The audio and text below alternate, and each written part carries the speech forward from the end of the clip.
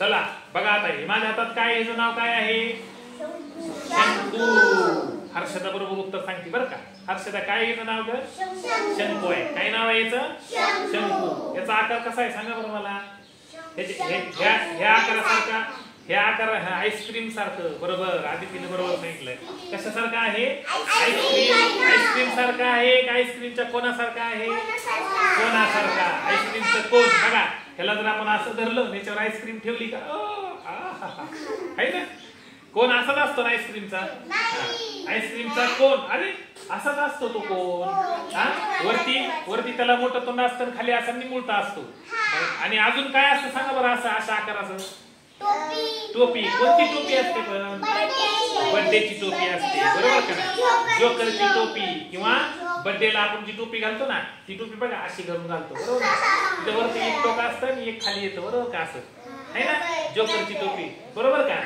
हा, मग जोकरची जी टोपी असते तिचा आकार सुद्धा कसा असतो? शंकू सारखा असतो. अजून आईस्क्रीमचा कोण असतो ना त्याचा आकार सुद्धा कसा असतो? शंकू सारखाच असतो. बरोबर का. हा, आणि अजून एक असतो बघा. बघा तुम्ही नेहमी आपल्या घरी लग्न बिग्न असलं काय करतो रे आपण? हातावर मेहंदी काढते मेहंदी तुम्ही. हा, हे बघा हिनं काढलेलं बघा आराध्यानं. आमच्या हिनं पण काढली बघा मेहंदी. हा, मग मेहंदी काढायचा तो कोण असतो? हा, त्याचं नावच कोण आहे बघा. मेहंदीचा कोण म्हणतो आपण त्याला, म्हणतो का नाही? मग त्याचा आकार सुद्धा कसा असतो? याच्यासारखाच असतो, शंकू सारखा. वरती जाड असतो, वरती जाड असतो आणि खाली कसा असतो? निमुळता असतो. बरोबर का नाही? कसं आकार आहे रे हा? याचं नाव काय सांगितलं आपण? शंकू सांगितलं. कळलं ना. मग आता तुम्हाला बघा याचं उदाहरण पण माहित झालं की शंकूच्या आकाराचं काय असतं. काय असतं? जोकरची टोपी किंवा आपण वाढदिवसाला जी टोपी वापरतो तिचा आकार सुद्धा कसा असतो? शंकू सारखा असतो. त्याच्यानंतर आईस्क्रीमचा जो कोन असतो त्याचा आकार सुद्धा कसा असतो? शंकू सारखा असतो. आणि अजून कशाचा आकार असतो? मेहंदीच्या कोणाचा आकार. बरोबर का नाही. हा, बरं, आता तुम्हाला ह्याचं नाव कळलं, ह्याच्यासारख्या वस्तू कोणत्या असतात त्या माहित झाल्या. आता आपल्याला ह्याला काय पाहिजे? ह्याला कडा किती असतात आणि कोपरे किती असतात आणि पृष्ठभाग किती असतो ते बघायचं आपल्याला. मग आता ह्याला कडा किती असेल? नाही, याला फक्त एकच कडा असते आणि कोपरा पण एकच असतो. त्याला कोपरा एकच आहे आणि कडा सुद्धा काय आहे? त्याला एकच आहे. आणि पृष्ठभाग सुद्धा एकच असतो. कसा असतो? पृष्ठभाग एकच असतो. बघा मी ह्याच्यावर ठेवू शकतो असं. बघितलं का? ठेवलं का? एकाच ठिकाणाहून आपल्याला ठेवता येतं ना. हा, मंदिर तयार झालं का? बरोबर. हा, काय तयार झालं आता हे? बघा, म्हणजे ह्याला आपण इकडूनच ठेवू शकतो. बरोबर ना.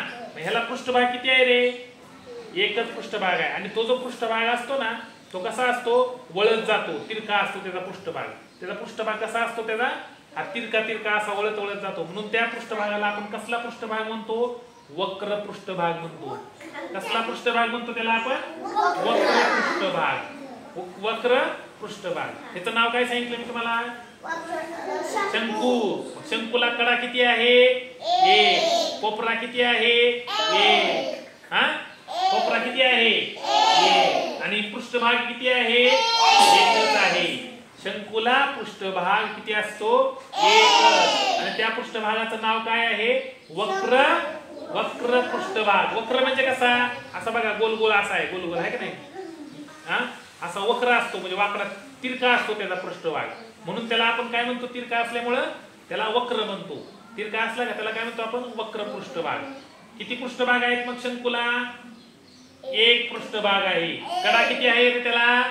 एक. आणि कोपरा सुद्धा किती आहे? एक. मग हा काय आहे?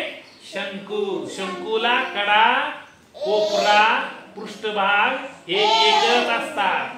काय असतात? एकच असतात. शंकूला कडा, कोपरा आणि पृष्ठभाग किती असतात? एकच असतात. कळलं?